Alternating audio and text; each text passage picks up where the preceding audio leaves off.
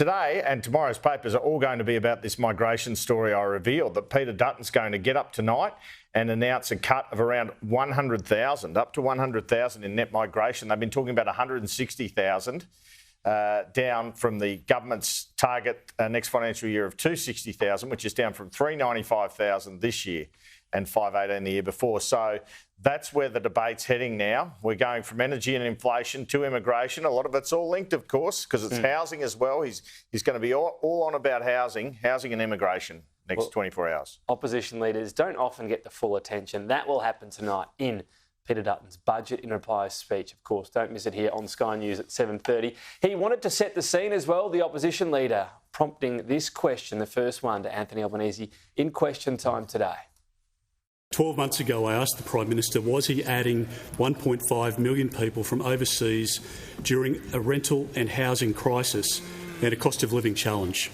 The Prime Minister denied that was the case. Tuesday's budget revealed these problems have only worsened, and now around 1.7 million people are coming into our country when building activity is at an 11-year low.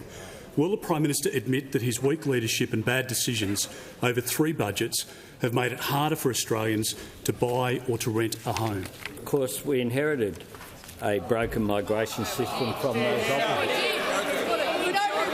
And the migration system the Minister for Home Affairs that the Leader of the Opposition talks about is under the system that he presided over. What we are doing is fixing the system. So at a time when the coalition is on the attack over inflation, still that was the first question from Peter Dutton today. It was the first question yesterday as well. But let's go to Jim Chalmers, because this is the government already responding. This is ahead of the budget and reply speech. The Treasurer on the attack against Peter Dutton during his response to a question from the Greens on housing. In the big parties in the parliament, the big clash of ideas in this parliament, we want to build more homes and they want to wreck super. Mr Speaker, that's the difference. And we'll hear more of that rubbish tonight.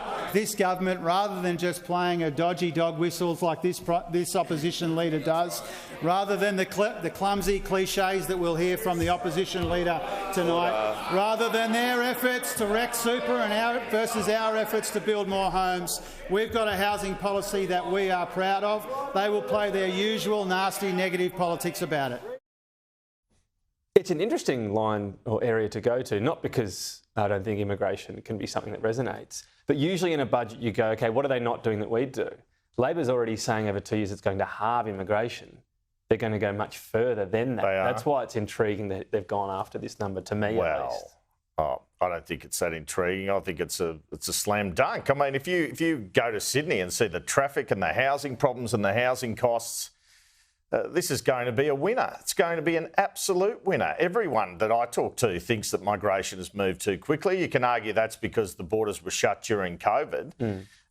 You've got Perth house prices going up by 20% even. You've just got the housing not keeping up with the immigration, and that's even while all these construction workers, which was a problem, are coming here. So he calls it a dog whistle, who's right? not going to come? That's what you get asked. Because we're also short on skills that we desperately need. Well, Students are coming anyway, which is a huge export. He'll probably skew it so that, we're going to make sure we're getting construction workers and whatever else. I don't know. But you're still getting 160,000 net migration. I think Zoe McKenzie was on earlier saying we had 200,000 before, and not everyone's convinced they're going to get to 260,000 from where they are now, despite these student caps and all that. They're both clearly reacting to the research, and you don't need the research to know that most people are off immigration at the moment. And what I found interesting, I saw today, it's the same debate in the UK. This is a video that UK Prime Minister Rishi Sunak released online yesterday ahead of his election.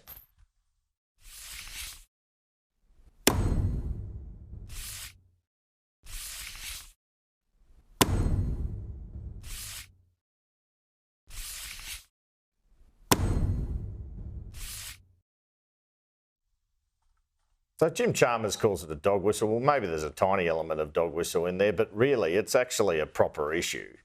Because if you've got a record number of people coming here and you don't have the housing, you can't just dismiss it away as a dog whistle. I think that's actually a sign the government's pretty worried about this. They should be, Because here's a point of difference Peter Dutton's come up with, which will actually be popular. Not like nuclear power. That policy's not popular. Many in government are scratching their heads at a couple of things.